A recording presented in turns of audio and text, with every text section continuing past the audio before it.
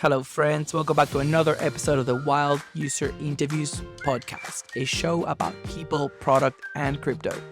Today, I am thrilled to have with me Jon Werthen, one of the co-founders of Arterra. Arterra is a digital collectibles platform that I define as core infrastructure that leverage the near technology stack to enable anyone to issue NFTs for the users. Specifically, Arterra goes after the gaming and eSports world. This was a fascinating conversation where we covered a lot of ground. Just for a bit of context, this was recorded a couple of weeks ago, so before the Luna and UST debacle. However, I think that you'll find that some of the topics are quite on point. We talk about the evolving role of NFTs and how they can be seen as tools to be leveraged by existing players. We talk about the role that Arterra is playing as a bridge between Web 2.0 and Web 3.0, some very interesting frameworks that Jon and his team utilize when it comes to mass adoption, and we even go into some of the challenges that they faced when raising money from investors once they told them they were building on the near ecosystem. Without further ado, let's jump right in. Hello, friend. Welcome back. How are you? I am excellent. How are you, sir? Mate, I am so excited to have you back on. If I recall correctly, we met a long time ago, I think like an intro call to Silicon Capman. When you pitched me your idea, I think it was very early stage. So I was pretty excited to see it come to live. But I guess that for people listening, why don't you give us a 2-sentence introduction to Arterra? Yeah, absolutely. So Arterra Labs is building Web3 fan engagement software for esports orgs and gaming content creators. So really hyper-focused on that gaming space, just not in gaming assets. One of the reasons why I'm really excited that you guys are doing such good work is I feel like you're working in like stealth. Or one of the things that I really like about Arterra, if I had to rephrase, is you guys are really focused on like a mission or a vision, and I feel like you can articulate really clearly what your market segment is, like who you're going for, where the value comes from. And I guess not all crypto projects, I guess like crypto projects could say the same. One of the first things that I noticed from your website is that you guys deliberately use, what does it say? Digital Collectible Platform. And it doesn't really mention NFTs anywhere. Is this deliberate? What's the reasoning behind it? Yeah, absolutely. It's definitely deliberate, and it's not to hide who we are or how we build. It's just that we don't want to be necessarily associated with what the common conception of NFTs is right now, quite frankly, especially for our space. And the reason why we did really what we did was before we started building, we probably spent the first 6 months just interviewing people in the space, whether that be esports orgs from very small to really large, and same thing with content creators. And most importantly, listening to the fans. And to be honest, the sentiment around the NFT world was just not great, and it still isn't great. So we definitely decided to stay away from calling things NFTs. Yeah, I recall very clearly. I had the joy and the pleasure of visiting your office. I can actually recognize the background. Visiting your office in Miami a few weeks ago. And I remember how we started talking very casually, drinking some delicious cold brew on tap. That's right. Yeah. But a shout out to WeWork. And when you guys asked me about NFTs, my mind immediately raced to the, I guess, like common conception of NFTs, monkey JPEGs, copy paste, a lot of shill and pump and dump. And I'm definitely skeptical, but I think I was very harsh in my assessment. And I remember seeing your face and your business partner's face. And then I had to clarify, like, wait, not all NFTs are equal. Just because you've got an assessment of these profile picture world doesn't mean that other businesses building on the NFT space have the same fate. So I like it because it starts to introduce a framework of NFT as a tool or a technology that you can use in many use cases. And in some ways, I do think that we have to be grateful to the NFT communities and the PFP players that they've built momentum and drawn attention. And now you guys are taking the lead at that next stage of growth and development and giving it some real world use cases. Yeah, no doubt. So the PFP space, it definitely has it has its place. And I think it's important. Some of them I think are really cool because they're going beyond just the PFP side and trying not to just do the copy and paste of what other people have done. But there's definitely a place for that. And there's definitely a place for people who are fractionalizing things. And there's definitely a place for NFT art, and for music, I think is a really exciting space. But the key that I'm trying to say is it needs to verticalize. There can only be so many open seas that are for everybody. And open sea is great too and has its place clearly. But there are other people that are very large that are coming out and doing an overgeneralized market, and they have a very large name, and the reception hasn't been great, and the use case or the amount of usage is very low. So we really wanted to focus in on verticalizing. And that's what I think we've done a really good job of. And I think you're going to see a lot of that this year is people finding their niche, not trying to serve a bunch of different markets, even with PFPs, and really going and tackling that sector. I think it's an interesting clash of many different communities. So if you think of digital creatives, they may not be traditional product or business people, so they may be missing some of those frameworks. To me, the PFP market has always been very simple. It's all Yeah. Ethereum money, having fun. Yeah, Throwing totally. money back and forth, building stronger communities so that you could connect with people online. There is nothing wrong with that market, but there's two key things that you have to understand if you want to participate. The first one is it has a limited size. Yeah. And the second one is it is saturated. And I Mhm. think that when you start looking at the outside world, people consciously or unconsciously understand that. So if you're looking at a traditional gaming community, then maybe we're not part of that community. Like, why are you trying to jam those? Could be trends, could be patterns, could be culture into us. And some things may just not translate, especially if one community comes in almost like superior or like the new thing. Yeah. So I think that it's really interesting that, once again, like from your website, you guys are basically core infrastructure. So you're enabling people that do have their own existing communities to bring in the technology and use it to suit their needs. Would that be an accurate description? Yeah, totally. And I think we need to take a step back too, because what you were saying is right about your points you're making about the space. Like, yeah, of course, it is saturated and everything, and people are going to have to start to learn how to diversify and everything. But I think there's a weird juxtaposition in this space because, on one hand, in the blockchain world, we talk about decentralization allows financial freedom, right? To talk about DeFi applications, and it's banking the unbanked. It's making people feel like one Bitcoin in, I don't know, Southeast Asia is the same value as one Bitcoin in the US and or Venezuela or something like that, where you're fighting inflation and things. And that's important. And I think that's the freedom aspect is something people can latch behind. But then again, with the NFTs, we immediately did the exact opposite. We've priced everybody out. And when you price everybody out, it automatically puts a bad taste in people's mouth because you hit the hammer right on top of the nail. It is old Ethereum money that they've made in various different things and throwing it around and seeing what happens. But the problem is the majority of the world doesn't have old Ethereum money. And if you don't have that, you're immediately priced out. And even with the mints, if it's zero point 0.1 ETH to mint or 0.05 ETH to mint or 0.08, it doesn't matter. That's still a ton of, and then having to worry about gas fees and making sure the transaction goes through and stuff like that.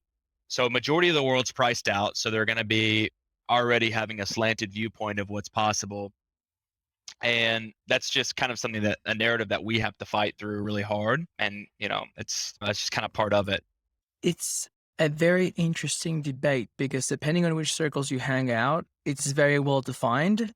But I've actually seen the exact same argument in opposite directions.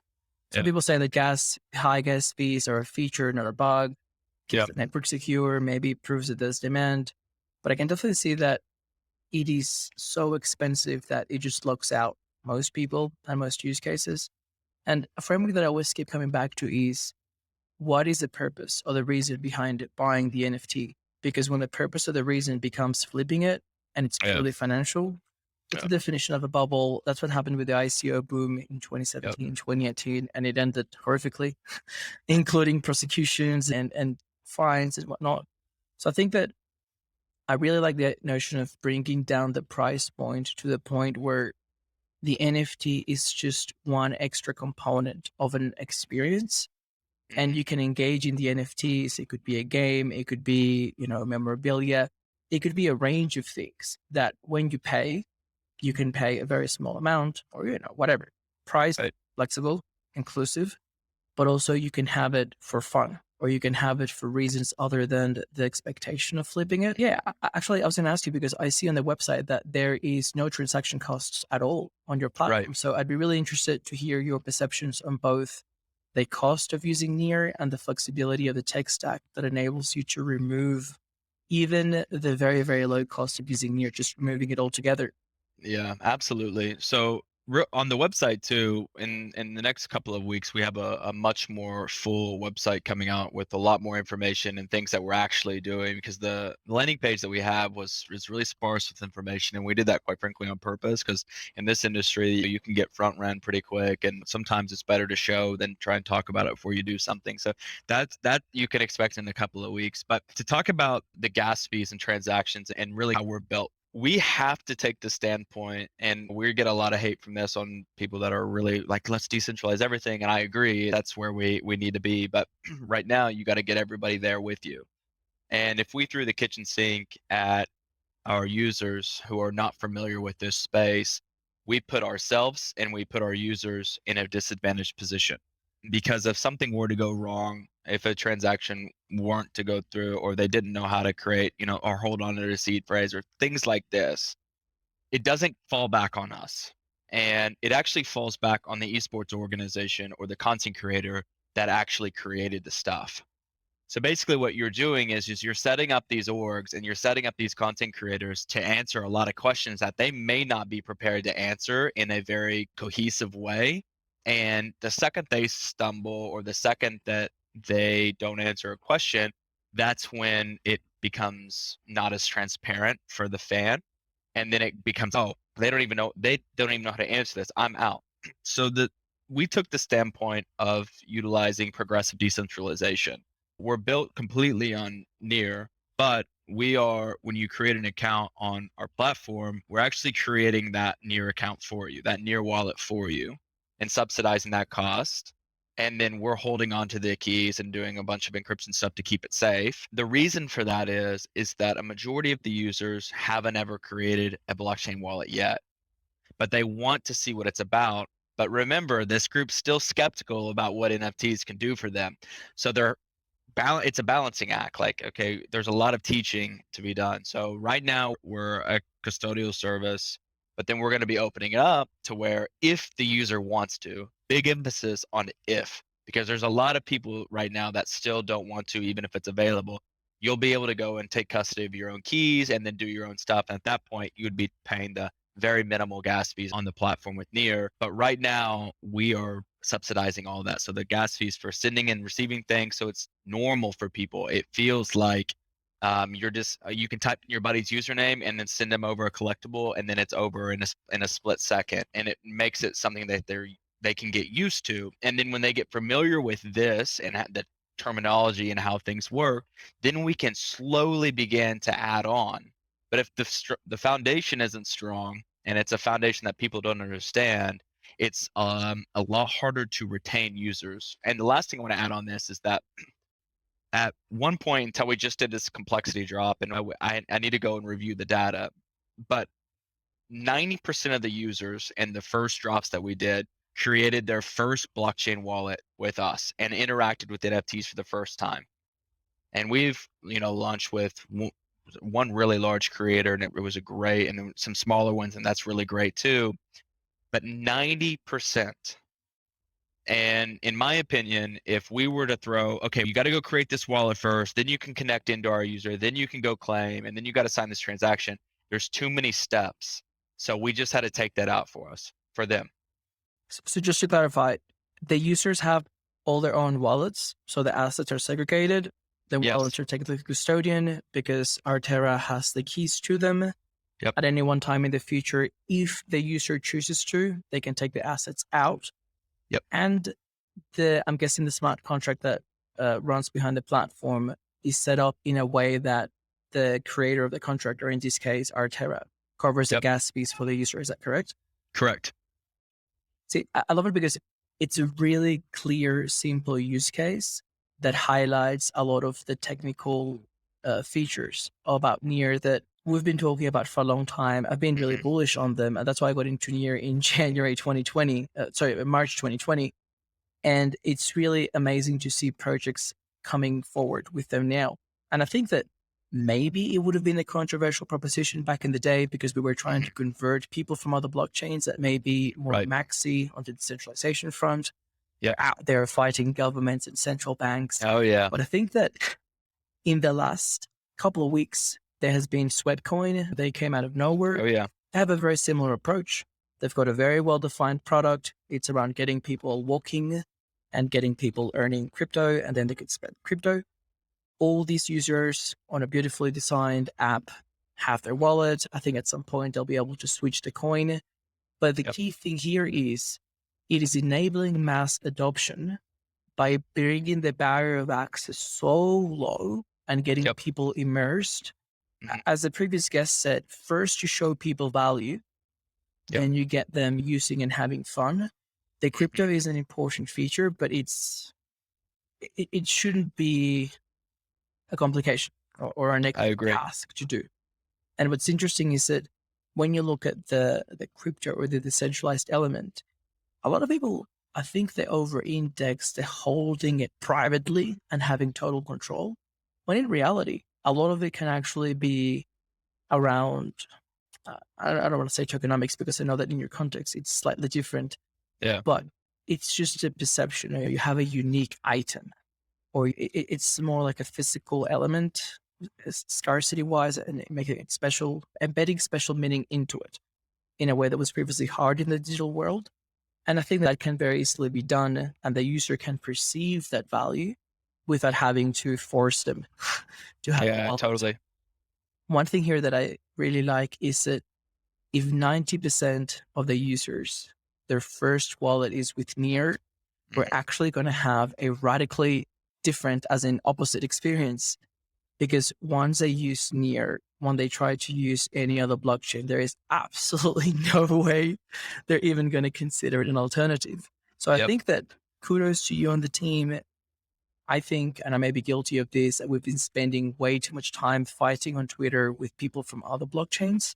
Yeah. And I do have a theory, which has proven to be correct in some cases, that when they experience Near, they see the benefits and they become at least open to a multi-chain world and they see the value. Yeah. But that is such a small portion of the world that if we actually focus on like real world products and going and getting your users and just leveraging the Near stack, I honestly think Arterra and Sweatcoin, and there's a few other projects with a similar setup and characteristics, you guys are going to be the ones reaping most of the growth because you have real value, which is blockchain agnostic, and users are just able to benefit from a really good user experience. Yeah, and I think that's a good point, and not necessarily that we're going to have the most users, but I think people talk a lot about bridges. Like the Rainbow Bridge is amazing, and we've got Wormhole, you got all these things, and they're great, and they definitely have their place too. But I think there's other bridges, and I think Artera is a bridge, quite frankly. And like you were saying, like we're a bridge for Web 2 to Web 3. We are easy mode, right? We're training wheels, and not to say that we're elementary level of what our product is and that our product isn't important, but that's what we want to be. And it's not really necessarily sexy to be that because we can't jump on the hype train of, oh, wow, we're doing this. Look, we're in this niche. Like all the decentralized guys are big fans of us. We'll get there, but we're taking a little bit of a dirtier approach and we're in the mud a little bit more than others. And I think it's good for everybody. It's good for the ecosystem. And then once we, give the option to take custody of your own wallet and control that, then those new users can go and see what else is happening on Near, and it benefits the entire ecosystem because that's what this is about. You have to reach the people that aren't there yet. And the gaming community is such a great audience because the demographic is so right, but they also just inherently understand digital items and digital assets so well. And I think even beyond that, they understand game economy so well. And our world is a game economy, and to treat it differently, I think is foolish. So I think that's an interesting thing that people need to remember. We seem to be in sync, even though We are miles apart. I'm actually technically still very close in Mexico City, but I'm going to Yeah. Australia over the weekend, and my mind has started drifting away slowly. I was actually about to ask you about the demographics. So I'm actually not personally familiar with esports or gaming. I'm more like geeks and books. But for people listening, assuming they don't have much background, would you be able to give us some overview of the size of the market, esports growth in recent times, esports and gaming? And I guess, what are they using now? And you Yeah. already hinted at it. Why are they so primed for the Tech 3 stack? And I think we've also Yeah. been overshadowing very strongly the barriers for unleashing that power in Web3 and how Arterra is tackling that.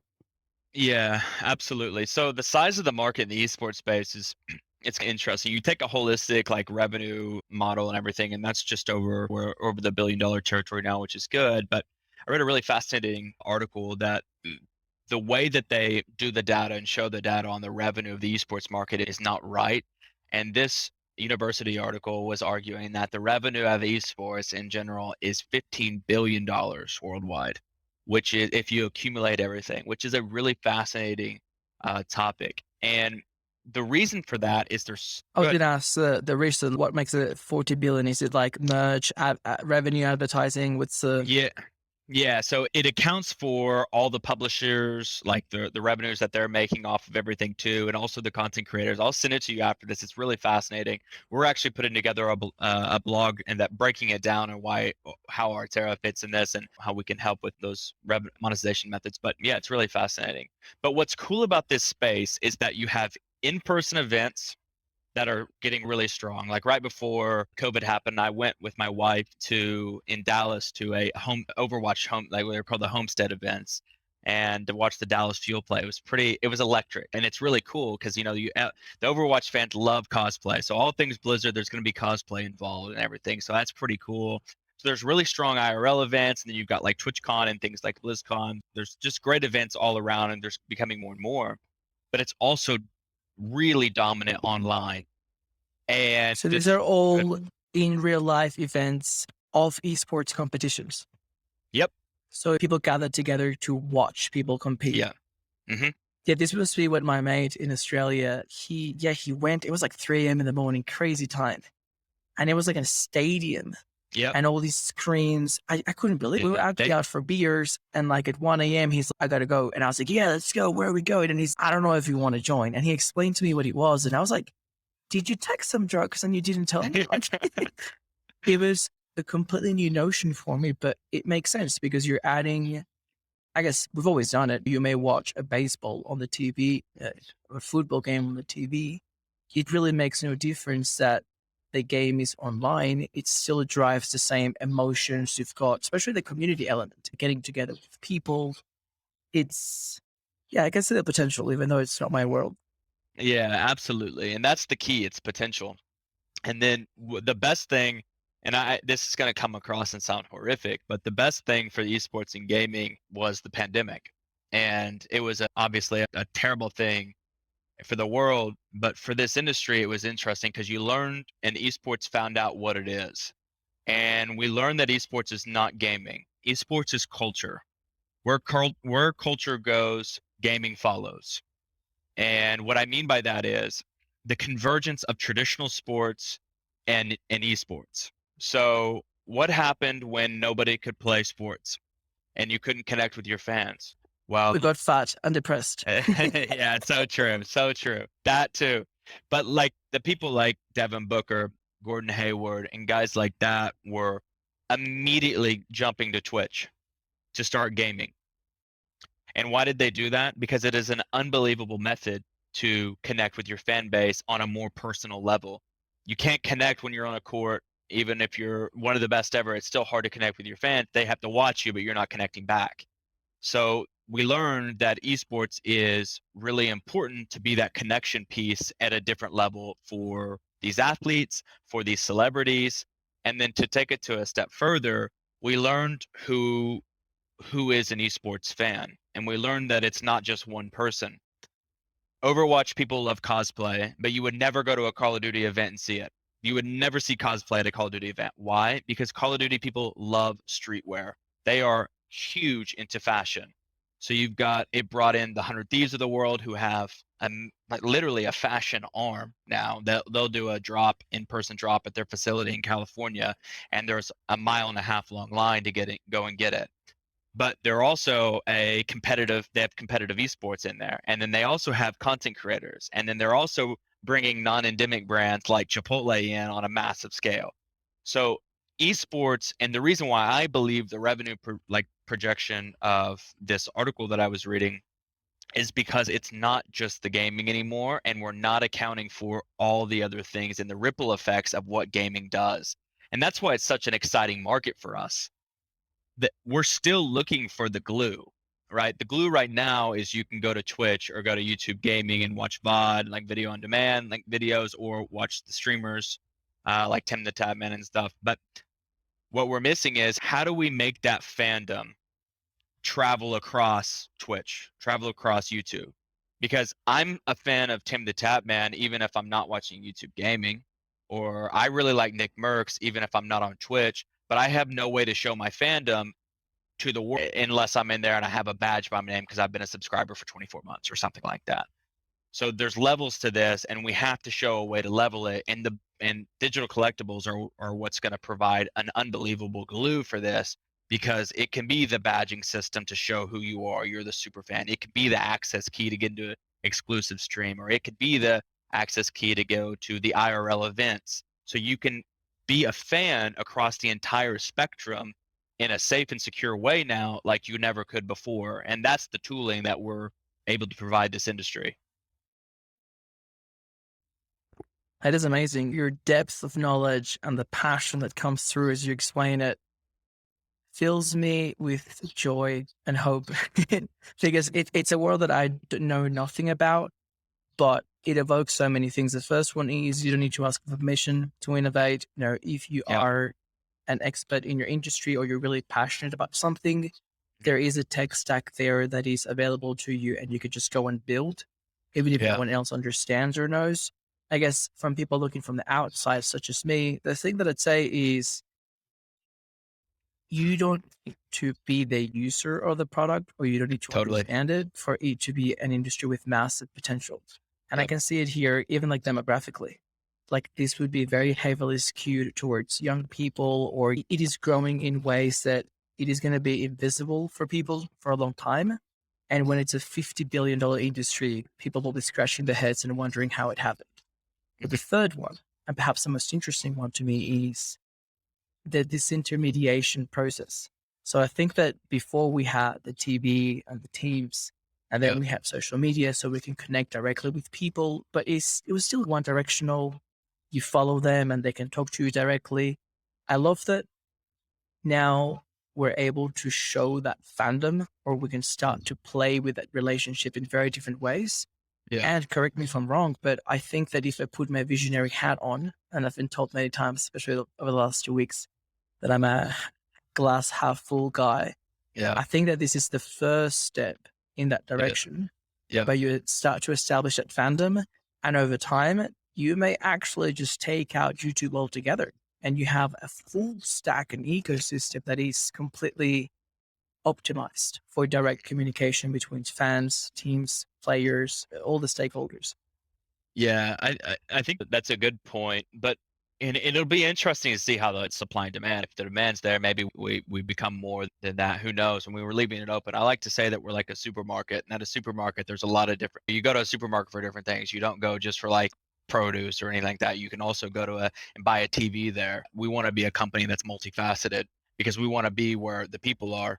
And I think building with that in mind, and why we were so focused on building out a strong API that people could plug into their already existing infrastructure, like their own websites and stuff like that, is because I think you're going upstream in a really heavy, the stream is very strong if you try and bring everybody to one central place all the time.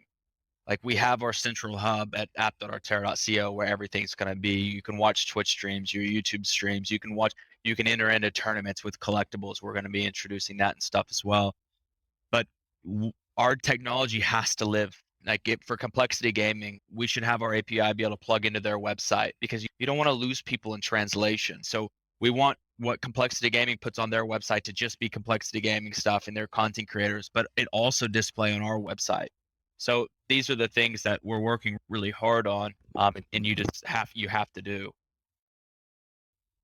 I think it's part of the consistency of great. Here gives you a tech stack that enables you to create great user experiences for the user. Yeah. But you have to double click on who the user is. Because I actually made the note here before, you actually have like multiple stakeholders and you have to manage all of them.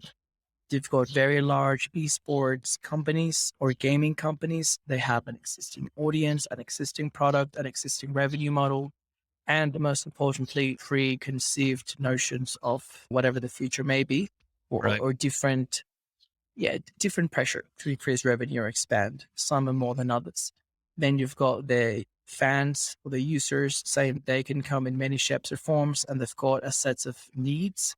It's really easy for us to try to standardize as far as the digital user experience goes, because we just assume, look, people are used to using products that all have the same pattern. You don't want to click 15 times. You don't want to be downloading extra stuff.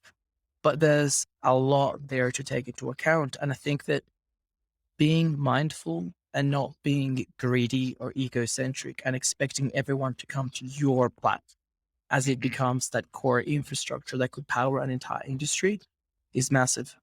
Yeah, totally. Having that SDK or that API is going to be a game changer. And just to see if I get it right, let's have a hypothetical. Say that I own, I don't know, the Snappy Kangaroos team in Australia. Yeah. It could be a real world team playing sports, or it could be an eSports team. Would the SDK API from Arterra enable me to basically plug and play and start creating assets for my users? And what kind of range of offerings could I start offering my existing audience? Yeah, absolutely. So everything that you see on app.arterra.co, which it's quite basic right now, quite frankly, and it's going to be able to be offered from their website immediately and completely branded however they want to tie our endpoints to their website. We've got a company doing that right now. I'm really excited to see how that works out. But everything, we just wanted everybody, because early on we thought about this. It was funny. It's like a Christmas tree. I know it sounds really silly, but Christmas trees have a lot of ornaments and a lot of lights. And we want to be able to offer a lot of different features, a lot of different things. And that's the key, because that's our job. It's just to build the infrastructure and then let other people go and make whatever they want to make out of it, these orgs and creators and leagues and everything. But not every team is going to want the same thing as, so a really large organization is probably going to want a lot of it, but they may not want a lot of it at the beginning, and that's totally fine. So they can turn on different things that they want to utilize. If they just want to start creating collectibles and they just want to be able to put them for sale, you can do that and not have to pull everything else. And then as you get more comfortable and as your fans get more comfortable, then you can slowly start to add on. And that's what it's about. So that's kind of where we're at with that. I'm just really curious. How does the team look like at the moment? Are you onboarding like a sales rep that can handhold these companies and like basically show them what is possible? I see it almost like a quasi consulting arm to do that first. It's like a sales cycle, but maybe the implementation cycle as well. Would you even be offering like actual technical services to implement whatever they want? How are you tackling that challenge of, okay, first we have to deal with the perception, and once they buy in, the implementation would be an extra layer of challenge? Or does the SDK solve this? Yeah, so good questions. A little bit to unpack there. So first, for the team makeup right now, for how we reach out. So Corey Hollingsworth is our head of partnerships, and his background is really interesting. And why we're really excited to be able to bring him on board is that he was with Panini America for a really long time, which is one of the biggest trading card companies in the world. And they are the kings of sports trading cards. I remember when I was a kid, every World Cup, there'd be the Panini albums. Yeah. And yeah, it was massive. I guess that's dating me. I look younger than I am, but it was amazing. That's why I get NFTs, and I especially get the projects that are trying to emulate that experience. It is literally a feeling that you get of collecting someone, of understanding the meaning of what you're collecting, of connecting with others that have the same drive and vision. Like we literally drive across the city to different like kiosks that Yep. became like hotspots for people to like trade cards. And you'd go to school and you open the packets and you feel all the album with the different cards with the players. Like it was amazing. So kudos for, I guess, like stealing that talent from Panini. Sorry, Panini. Yeah. Make way for the digital era. No kidding. So yeah, that's really how we got him, is that he wanted to go into this next stage of digital collectibles. He knew that's where things were heading. And we just presented a pretty good opportunity, and our ethos of how we view really the world and how people connect really sync. So it was a pretty natural fit. So what he does is he works hand in hand with these orgs and creators and helps them strategize and talk about what's possible.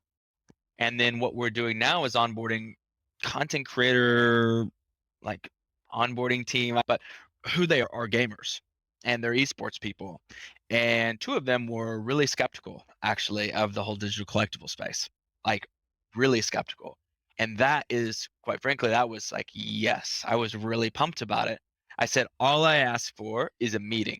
And I just let us talk about why we exist.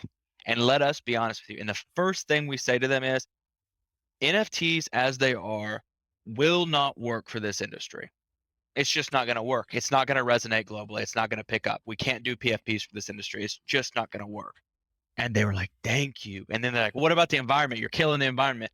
I said, actually, this is why we're built on Near protocol. And then we showed them everything that Near has to offer on that side of on the environmental concerns. And they're like, oh, wait, really? And then we brought them to the platform. I said, go claim this collectible in our staging environment for testing. Just see how easy it is, and go create an account. And they're like, wait, okay, this could actually work. And I said, okay, look at what's happening at Twitch right now and all the pushback that the streamers are doing. And then now they work with us, and they're awesome, and they're really great, and they're really good at communicating with creators, and they're great. And we're going to be hiring on quite a lot more now that we're closing a round out, and we're really excited about who just came in the round, which I think we're going to be announcing next week, which I think the Near community should be pretty excited about. I thought you were going to give me some alpha. I thought that the complexity partnership was going to be our alpha, because you did tell me on Twitter a few days before it dropped.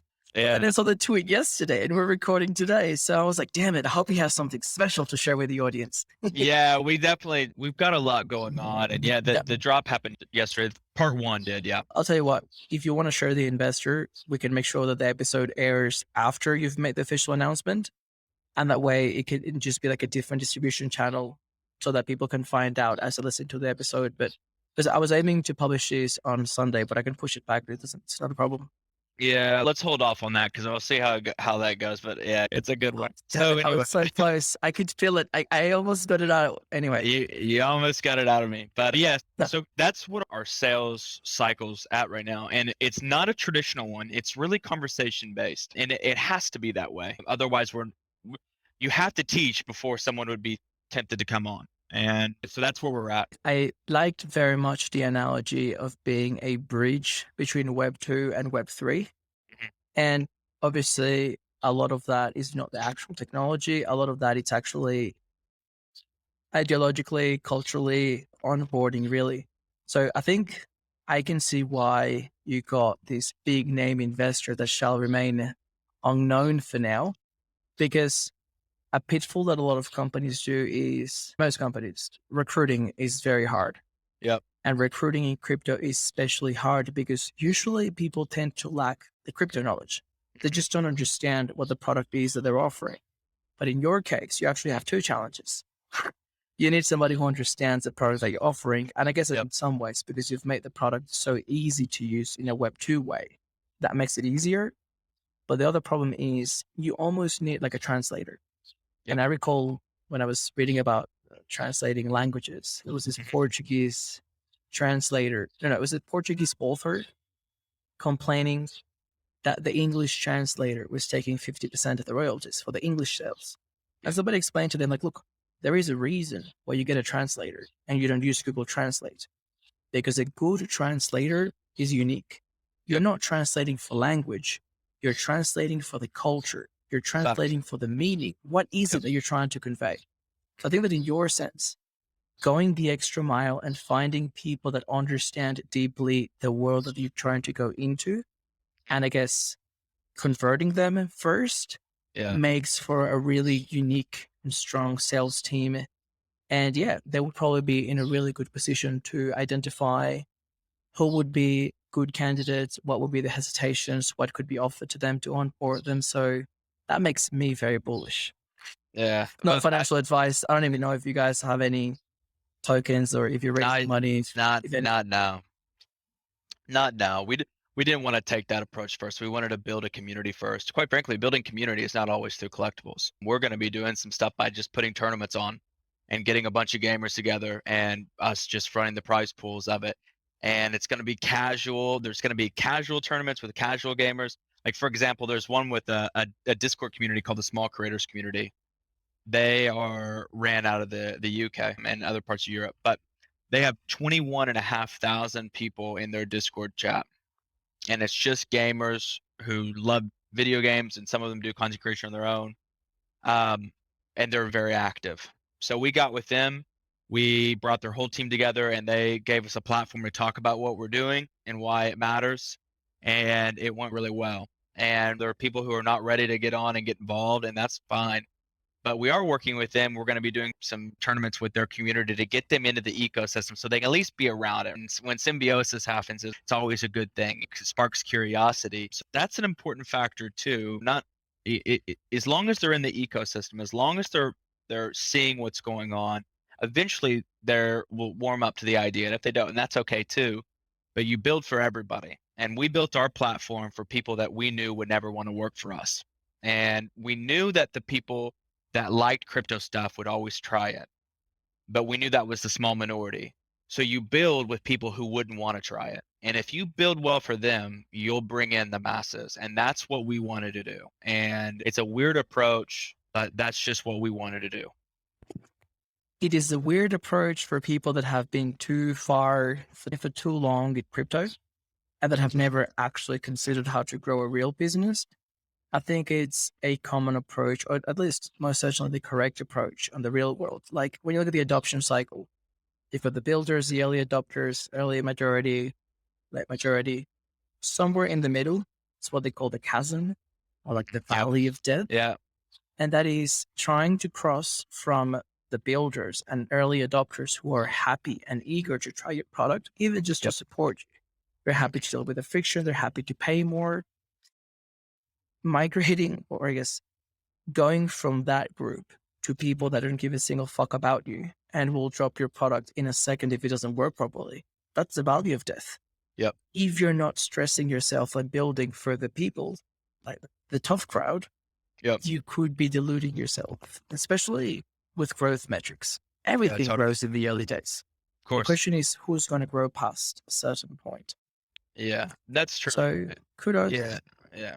No doubt. And I think real quick on the growth point, I think it's easy to get parabolic growth early with anytime you pay money. And we haven't done that yet at all. We've actually got a pretty natural growth trend that we're following that we're really quite pleased with, because it's people we know that are going to continuously use the platform and provide feedback. And that's what we want in this stage.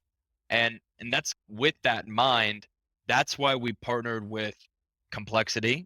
And that's why we did the drop with Complexity like we did, because of the natural aspect of our relationship and how they wanted to promote it. So I think with what we do with Complexity, I hope changes the landscape of how people will approach this space, because we are, and I think I've already mentioned this, but I told the Complexity team and everybody's aligned, like, we are not going to build on sand.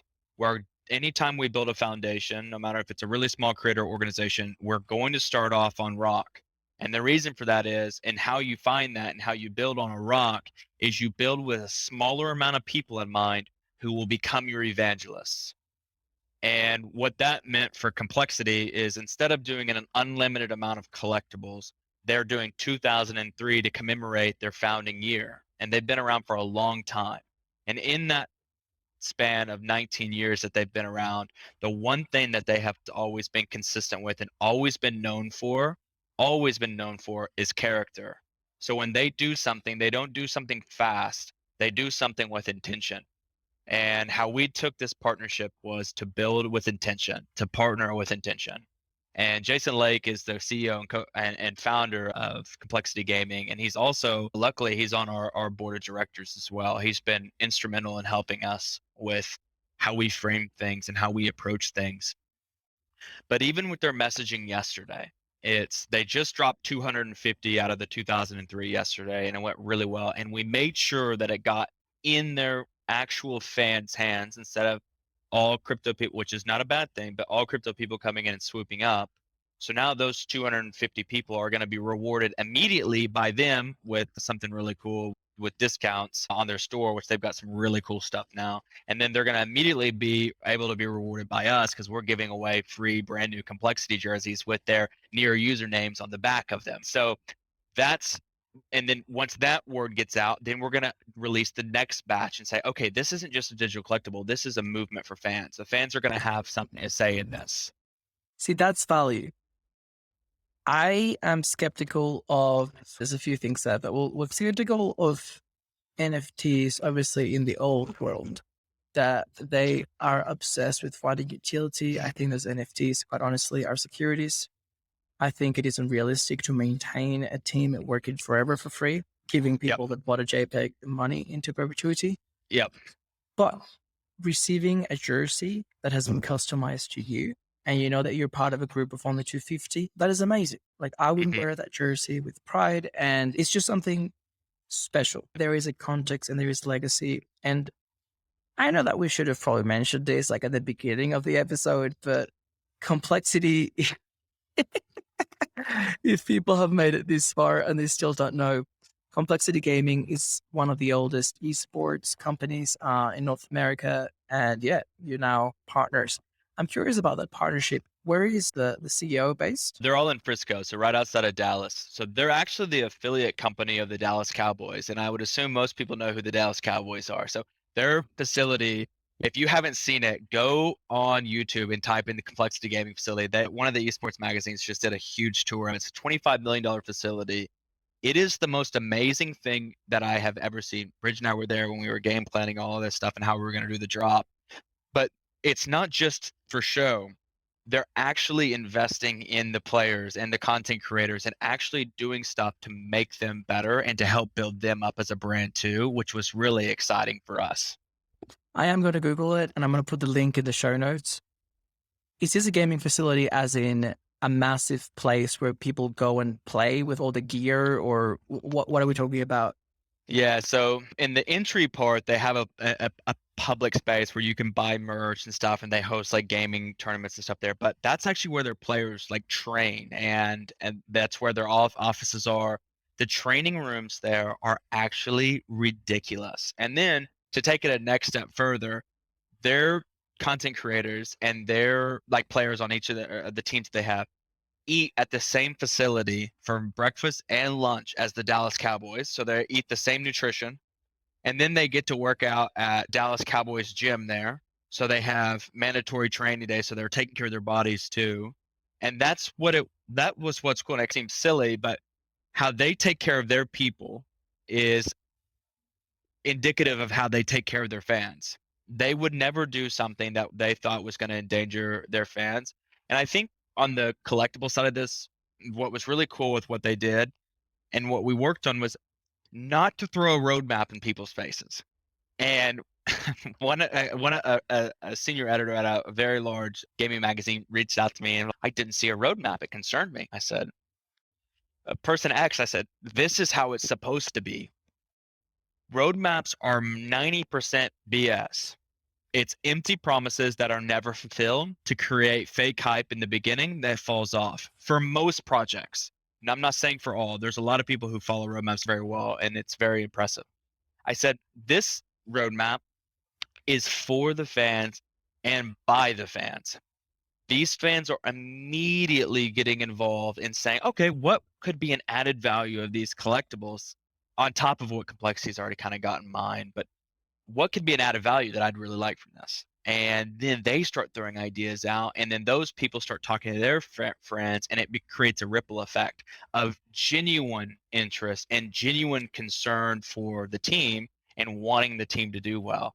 And that is what I think we are doing a good job of that we haven't seen yet. And I think a testament of that is three of the largest esports organizations in the world yesterday reached out to us and wanted to know if they could do the same thing and if they could do it too. And they wanted to work with us. And that was a great sign for us. And we didn't do a really sexy hype marketing or anything like that. We were just us, and we were just staying with our mission, and we were backing really good people. And then that's what people want to see. It's not how much marketing can we push out of this. It's real action that people want to see. One of the things that I find somewhat annoying, and I've been trying to insulate myself from, is that these things are actually well understood and in many cases explicit. And in crypto, we've got on the one hand mercenary capital. Yep. And then on the other hand, we've got scammers and rug pullers and people who promise the world that don't deliver shit. Yep. And I keep saying people like, look, there are red flags. And in your case, I would have to say there are green flags. Not needing a token because you designed your product and you know who your user is, selling to esports companies and them having their assets. You don't have to create a token and go raise millions of dollars before anything exists. I know that the team has raised money privately, but once again, it shows commitment and seriousness because when you raise money privately, as opposed to with a shitty token, you're actually raising a security. You do disclose intent and you're legally bound to those investors to execute on what you promised them. Otherwise, that's fraud. And I know that fraud is a foreign concept to people in crypto. But it really shits me that there's people out there thinking that there's easy money to be made. And if a fool gives it to them, it's fair game. And there's many people that they may be naive. They maybe should be, everyone learns after they get rug pulled once or twice, but they should be a bit more critical about what they're funding or supporting. And anyway, that was a bit of a rant, but I'm really excited to see that through the product offering, there are more people reaching out to you. And that is the best sign of organic growth. And I'm going to link this with when I was in Miami at your office, you mentioned that there were some difficulty or some awkward conversations with some of the investors when you were trying to sell them or when you told them that you were building on the Near blockchain. Yeah, they were for sure.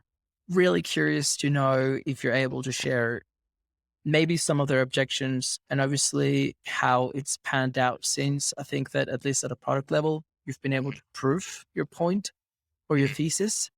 So yeah, if it's okay. Yeah, I think I can provide some really good insight. And I think that I'm not going to be alone in this and our team's not going to be alone in this. I'm sure the other NFT projects on Near, when they went to look to raise money, got some pushback as well. And what you were talking about before this, what annoys you actually is really hand in hand with what I'm getting ready to say with the pushback. If it's not marketed well, if it's not branded some way in a public sphere, if there's not a token associated with it or really big blue chips in the space for the NFT space, you're going to struggle with some investors, but especially if you're early, like we are, quite frankly. We had pushback in the Near sense because they didn't think that the Near NFTs on Near would be a thing. They told me, and some people that are really prominent in the space, and I respect a lot too, and I think they're very smart, and I don't slight them for what their opinion is. They don't think that the NFTs on Near are going to work. And I was like, you know what? I respect that. That makes sense. You can have that opinion because it's early, because there wasn't a lot of NFT activity going on Near. I said the best thing that I can do, and the thing that I can ask from you, even if you never invest in us, can I be allowed to send you updates on what happens? And they were like, yeah, of course, no doubt. Please keep us posted. So we're going to be sending some very nice updates on how things are going, because normal people actually aren't looking for what chain you're on. They just want to know where the UX is friendliest and where the onboarding process is easiest and where they can feel safe. And I think Near Protocol does a really good job of that. And I think everyone knows that in the beginning, Near didn't do a lot of marketing. No one knew really what was going on. And hell, it's not even on the Western exchanges yet. So we're still in like a little bit of a limbo. So how can I talk to Western investors? And then it's thin ice sometimes. But I do know this. One of the things that we got from a Complexity fan yesterday in their Discord, and I want to read this because it's important on why this is why near, and this is why near NFTs are going to work really well. And someone reached out to us and said, that was the best part. It was painless and easy. It wasn't confusing, and the user experience was thoughtful. Not to mention, it didn't harm the environment, didn't require you to provide banking details up front, and has long-term implications beyond just art. And I don't know who it is, or I don't care Hire what they're them. building on. Yeah, Hire them right. on the spot. Yeah, not many people can say that about other types of projects yet. That doesn't mean that the people won't get there. That's not the case at all. It's not my job to knock other people. I think other protocols are doing really great things, but I think we're going to do a good job of proving that the near NFT space is viable and it's going to be very strong. And there's other people like Paras and Mintbase who I like a lot. I think they're doing really great stuff, and they're also really good people too, which is awesome. So I'm actually very bullish on this space because I think there's people who put their heads down and just work. And a lot of people on our side work without promoting, and they let what they've built promote itself. And it's a very uncommon thing in the industry because everyone wants to promote hype and see how big their Twitter following can get and how many people they can get in a Discord channel. We would rather go to people when we're confident with what we have, and we feel confident with what we have, and we feel very confident in where we're built. I mean, we're proud to be built where we're built because building on near for us, we were in the first OWC cohort, or the open web cohort and everything, and we've been around for a long time.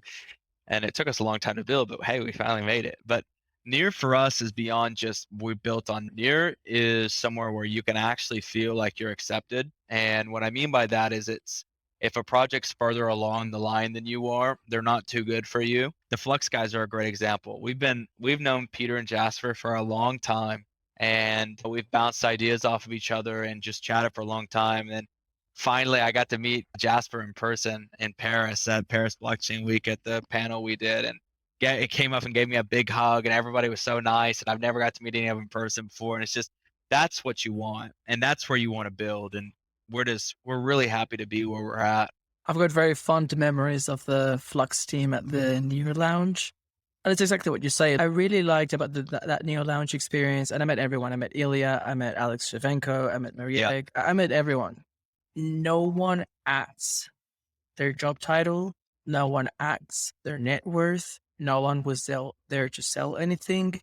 Yeah. It felt like a proper community. Like we were happy to be able to hang out in person after having known each other online for a long time.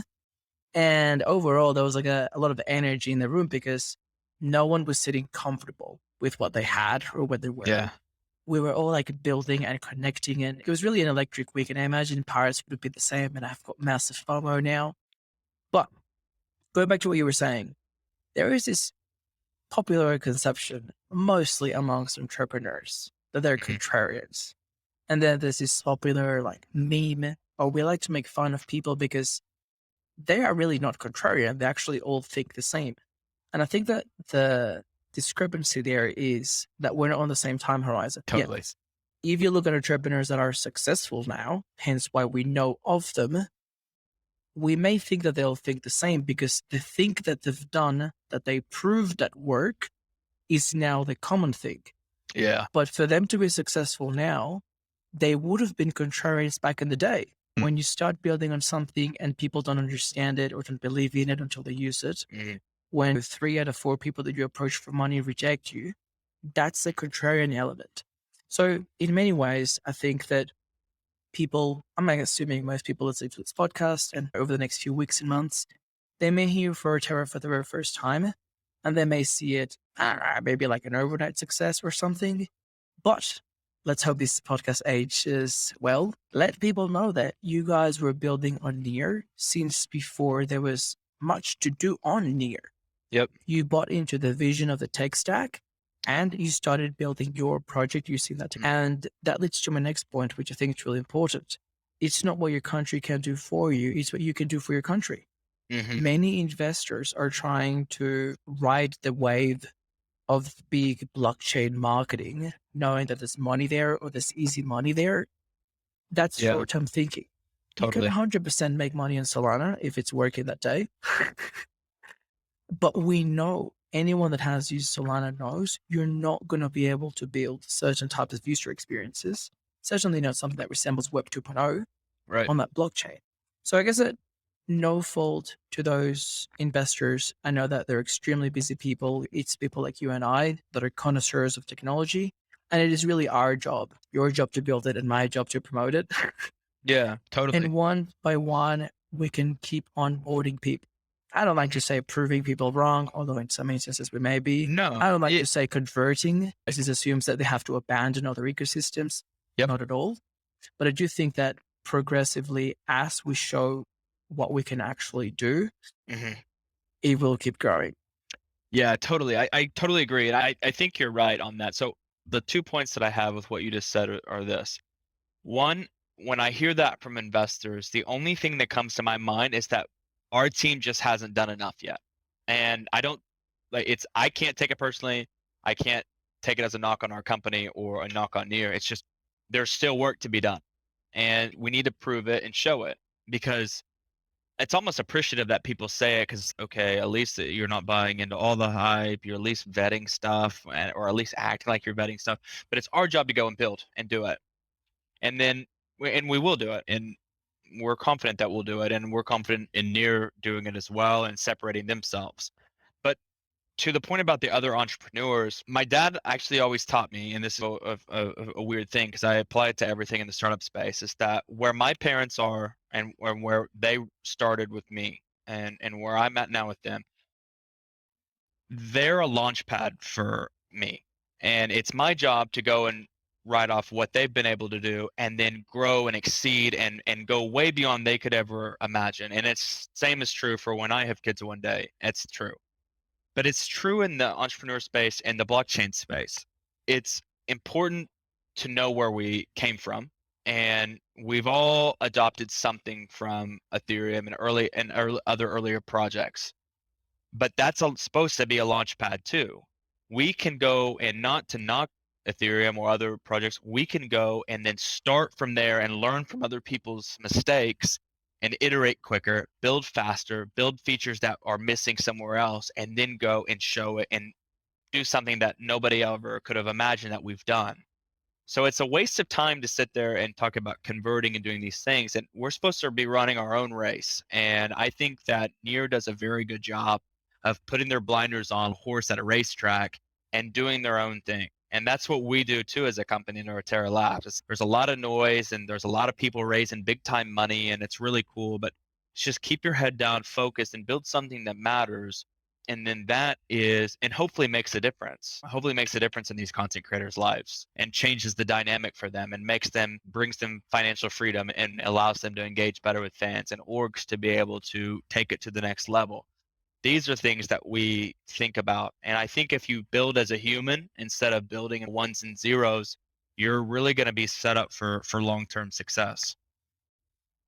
That's awesome. There's a great saying, I'm going to attribute it to Matlock here, but it may have been someone else, that Near ships before it markets.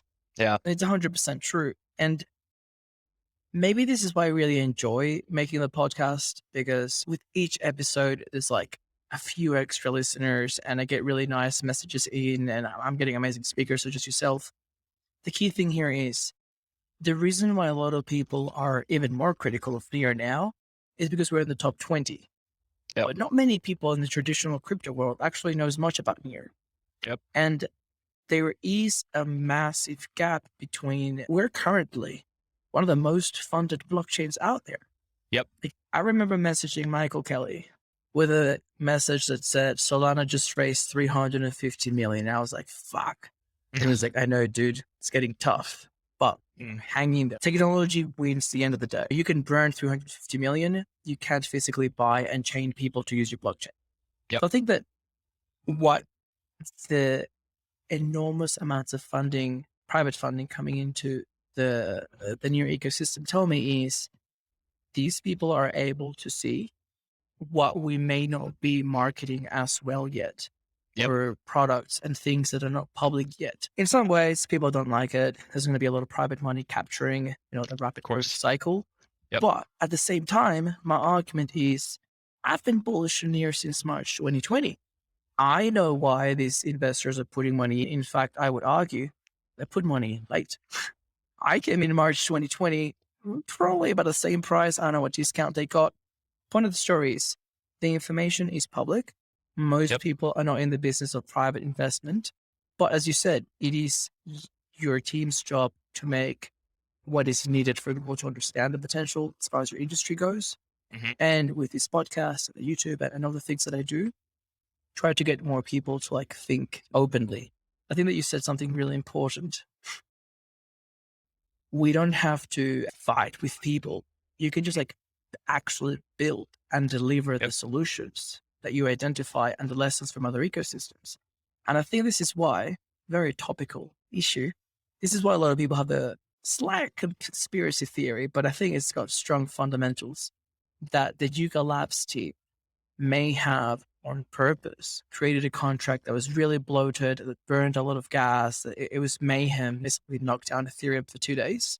Mm-hmm. And then they introduce the notion of potentially launching their own blockchain. Yep. And it is very smart for them in the sense that most people, consciously or unconsciously, follow a very simple pattern. If you tell me very clearly what problem you're trying to solve, I'm going to be much, much more receptive to a solution. Mm-hmm. If the Yuga Labs guys come out of nowhere, just say, we're going to create our blockchain, what are all the ETH maxes going to say? Mm-hmm. Just keep on Ethereum. Why are you trying to break off? But if they're able to successfully clog the network and it was massive drama. I couldn't believe Twitter the last few days. Yep. Then I guess their community at least would be more receptive. And it was really interesting to see other L2s and competing L1s. Basically everyone saying, we've known the problem for a long time. These are the different alternatives and the different solutions. So yeah, kudos to that builder mentality and that growth mindset. I think we'd be in such a better place if more people in the world had it. But I think that definitely examples such as this one and Elon Musk are inspiring more people to just pick up the tools and go to work. Yeah, I think so too. And I think it's just opening up the tools. Obviously, decentralization, everything is open source. You can fork whatever you want to fork, whatever. That's cool. But really opening up the tools, it actually being there, not just, okay, go to this website, go to my GitHub repository. You can go check it out and try something yourself. No, it's actually having conversations and getting face to face and figuring out why what you're building is actually valuable. Because people waste a lot of time building something that's not going to go anywhere when they're really smart people. And if they could have just went 2 degrees in a different direction, they could have built something that would have been a huge value add. And I think the best thing that Yuga Labs did, and I won't comment on the deal with their chain or whatever, who knows, but what I think the best thing they did is when they opened up the IP. I am fascinated watching what happens now with this Bored Ape IP getting on products and stuff like that. I think they just did a really cool deal with I'm looking to make sure. You mean the GIF maker? Yeah, so GIF? No, being able to be, so Jason the Ape, so gfuelnft.com. Okay, they are going to be doing some really interesting stuff with an ape that's a Bored Ape that was meant to, and now they're making G Fuel flavor out of it and doing some crazy stuff with it. So I don't know what all is going to go on there, but there's a lot of licensing stuff that I'm seeing that's going to be interesting. And why is that important? Because like we were saying early on, you have to go where the people are. Get out of the crypto echo chamber. Go into the real world. And it's hard to do this in Miami because everybody's Miami friendly. But what's great about Miami and that openness and inviting ecosystem, come here, learn, build, that needs to be the crypto market everywhere. And Francis Suarez, the mayor down here, did it best 2 years ago or 3 years ago with the "How can I help?" And he sloganed it and he made it amazing. That's what this industry has to be. How can I help? And we're getting there, but we can't get distracted by the battle of the L1s. So If I had Yeah. to, you could probably define different cities and cultures by slogans. Yeah. How can I help is Miami. It's a beautiful Yeah. one. I think it's very inspiring. My aim in life is to make enough money to be able to afford to live in Miami. Yeah. Yeah, I'll make my way there eventually. In Melbourne, I've had different startups, different initiatives since I was in Yep. the university days. And one thing that really struck me, and I have to be really careful because we do have excellent tech companies and very driven people, but culturally, Yep. especially my city, Melbourne, which is more artsy and sport, Been there. so many people ask me like, how are you doing this? Who do you have to ask for permission? Like, how can you just like start something? And I was like, I really started to appreciate like being a migrant and Mm. questioning everything and not growing up in a nanny state. Yep. Where everything is given to you or it has to be pre-approved for it to be acceptable. Yep. Because I started to identify many very smart people, I'd say much smarter than me. They studied law because it was prestigious. Yep. And they may be wasting their potential considering how much technology is growing, how much societal change is happening, just because it was never instilled in them that they can really just think outside of the box and give it a try. Mm. And even culturally, the notion of failing in the US is completely different. Like in Australia, if you fail, you try to go for the secure thing. Jobs pay well. It's easy to get a mortgage. It's just like, why would you risk it if you can have a normal life? Yep. And in fact, there was Andrew Hyde, startup Colorado or something. He was the entrepreneur in residence in Victoria, I think in 2016. May have been earlier. He said something that has stuck with me since. He said, I love the city. It's actually amazing. If I were to start a new company, I'd do it here. And his logic was completely backwards. And every Australian of my friends that I've told, opposite directions. His logic was their lifestyle here is so good for everyday people. Yep. This is what people aim for in the United States when they exit. Yep. So I want to start my company here so that I can enjoy the lifestyle while I build it up. Mm. Australians are like, why the fuck would you risk the lifestyle working on a company that may fail? Yeah. Just chill. So anyway, Yep. I think that That's a fair point. That's a very fair point. You mentioned very briefly your parenting and that you also lived in a city that was a bit more artsy. So if you could just give me a little bit more about your background, what did you study? When did you move to Miami? How did you become this like crypto NFT eSports leader? Leader, wow, that's a funny word. Yeah, so I grew up in Tulsa, Oklahoma, where there was no tech scene and a very small, very non-diverse area, which has really grown a lot, actually. It's unrecognizable when you go back now. It's pretty exciting for the city. But my background, I grew up being in an aerospace facility. That's what my dad started a company in when he finished high school, actually. He started with working on some toasters and fixing them. And he was a car racer, so he knew how to work on cars and then learned how to work on airplanes. So that's what I grew up in. So learned how to weld and do all that kind of stuff and got to see how to run a business and what startup life is like.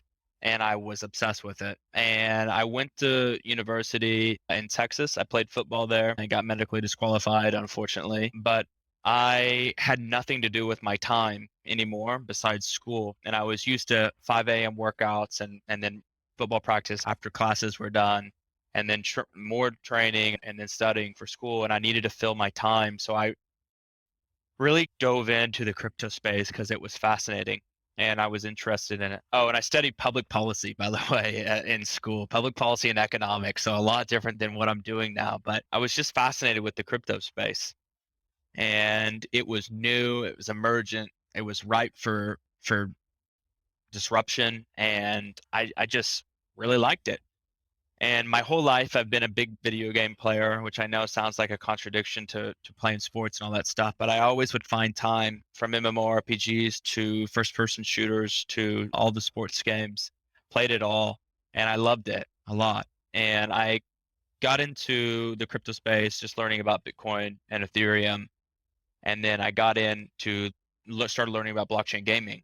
And I got into that early with another blockchain company, 2018, I think. is when that starts really early on into the NFT gaming side of things, and realized really quickly didn't want to develop video games at all. It was way out of my purview and really expensive to do. And I was self-funding everything from jobs that I had and working at my dad's place. So I didn't want to be completely broke in the bank account. But I loved the technology of NFTs. And I watch a lot of esports competitions. I watch a lot of content creators, always have, even before it blew up. And I knew that this would be a really good way, utilizing digital collectibles to enhance fandom in this space with such a global audience and really unique background of people, because there's people from all different corners and pockets of the world, and each one needs to be engaged differently. And it's never a one size fit all. So you have to have a strategy that is nimble enough and affordable enough to be able to market and reach and engage a bunch of different people. And digital collectibles were the answer. The only thing that was missing was affordable. So obviously we started looking at this on the ETH side, and then I learned about Near, and it was pretty much over. It was over from there. And my buddy Bridge Craven, one of my good friends, we actually went to high school together, played football together, kind of didn't talk to each other as much in college early on, and then reconnected. And he did his literally a whole university study on blockchain technology, and he started a DeFi fund and had about 20 million asset under management. And then he always says he stopped that because he realized he wanted to keep his hair before he was 30, and he thought he was losing hair from all the stress and lack of sleep doing all the trading and all that kind of stuff. So we linked up, and that's how we got here. That's awesome. I can see how public policy and economics would start to give you an overview of the current world. Right. Enough so that when you come across the crypto world and all the new economic primitives and the way in which you can shape society, it captures your interest. Mm-hmm. I also have a background in law and liberal arts, history, and international studies, politics. It's certainly not something that I'm working on. I don't regret it, but this is slowly morphing into a rapid fire question. Would you recommend people to go to college and get like that base education? Or if somebody's listening to this and they're just like really interested in crypto, the technology, would you tell them to just drop out and go deep elsewhere? Are there enough resources and opportunities online? Yeah, I think that there's a lot of resources and opportunities online, but you have to be careful with this because everybody's situation is unique.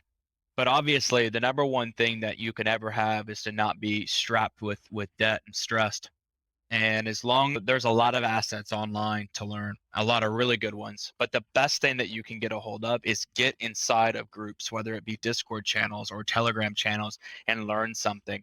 If you are non-technical, I highly encourage people to go do online like marketing or community courses and learn, even if you don't even do it, learn how to market something, learn how to market yourself, learn how to market something that you're interested in, even if you're not paid to do it for practice. Go market to your family, go pitch, just learn and get comfortable, because as long as you're comfortable with people and care enough about yourself and your future, anyone is talented enough to make it in this space. It's just you have to put the work in.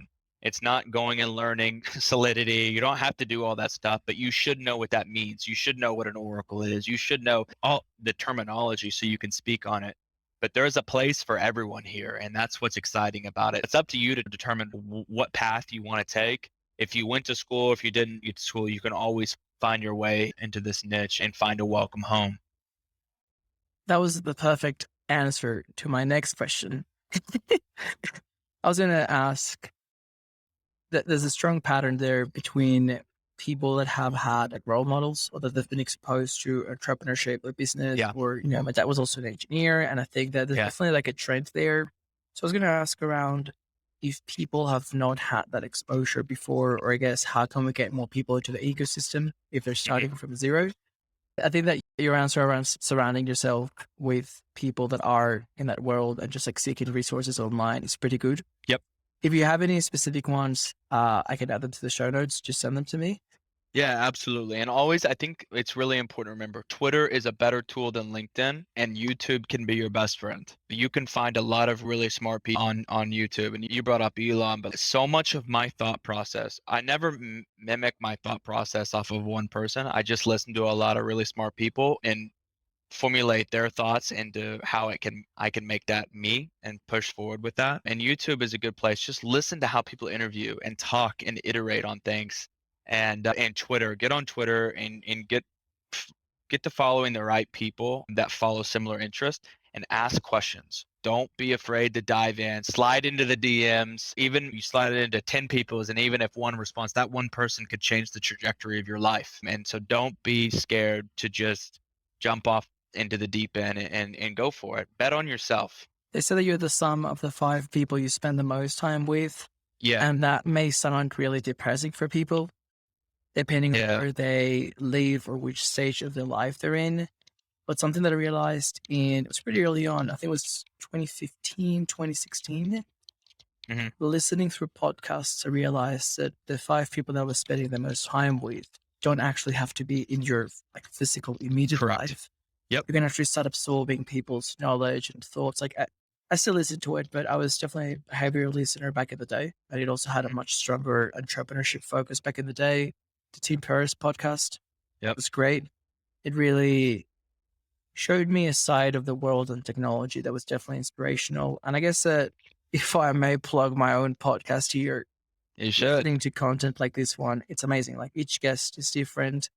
And something that I've really come to appreciate about like smaller podcasts, so to speak, is that the range of guests is different. They can be much more relatable. It's a different experience. Like I obviously still like to listen to like the all-in podcasts and whatnot. Of course. But I think that there's a lot of value in connecting with people. For instance, I'm sure that DM you after this podcast, you'll be there. My DMs are open, although I'm terrible at replying. Yeah, no, absolutely. No doubt. I encourage it too. And what we do may not be the right fit or the right building process for what other people want to do. That's totally okay. I do it. My brother-in-law is in this space. He's really good in the trading side of things. And now he's going and building his own DeFi applications and stuff like that and putting together a really strong team and has crazy backers. So he's starting 10 times higher and further along than I ever could, which is awesome because he got to learn from other people's mistakes that I wasn't able to. And now he's getting into the near ecosystem too, and he's going to start building and doing some really cool stuff too. So that's what it's about. It's just talking and having conversations, and you never know what's going to happen. Now, the joke here is we're going to enter the rapid fire question, which in the past, it hasn't been as rapid or as fire, but we'll see what we can do. Let's do it. What are you most excited about over the next 3 to 6 months? Most excited about education and getting evangelists of people who hated crypto before. Are we living in a simulation? You can make a strong argument for both. Who knows? Sometimes you think yes, and other times you pray no. This is very weird to me because it's actually been rapid fire. Any books or movies that you recommend to people that you've read or seen recently? 2 books that I would encourage someone to read. Number 1 would be Atomic Habits. It has nothing to do with crypto, but I think it's the number 1 book that anyone in the world could read because you need to learn how to form good habits and why that is important for success. And number 2 would be Actionable Gamification. It's a pretty long book, but gamification is for everybody. It's not just for companies like us. We need to be able to gamify everything and make people competitive and compete for things and climb leaderboards and want to learn more. And when people want to learn more on their own without being prompted, we have successfully gotten to the point we need to be in our ecosystem. Jon, thanks so much for your time. That was amazing. Anything else you want to plug before we go? Nothing to plug. Just plug you. You're the best. We really enjoyed having you here in our office, and this has been great. And you are extremely thought-provoking, and it's just a pleasure to have you around. And glad you're in the near ecosystem and not somewhere else. Thank you. I wasn't expecting that, but I'll take it. Awesome. If anyone has questions or just wants to chat or reach out, we'll put the link to my Twitter or something down there, and then we can have a chat and get on a FaceTime or something. Awesome. Awesome. Appreciate you. Thanks so much. Thanks so much for listening. We really appreciate your support. A quick reminder that the Wild User Interviews podcast is for entertainment and education purposes only. None of the information contained in this episode is meant to be financial advice. Remember to always do your own research. Now that we have that quasi-legalese out of the way, I would strongly encourage you to subscribe wherever you're listening to this podcast, because we've got a steaming hot pipeline of guests coming up for everything from founders, investors, and core operators of the Near ecosystem. You won't regret it. Thank you.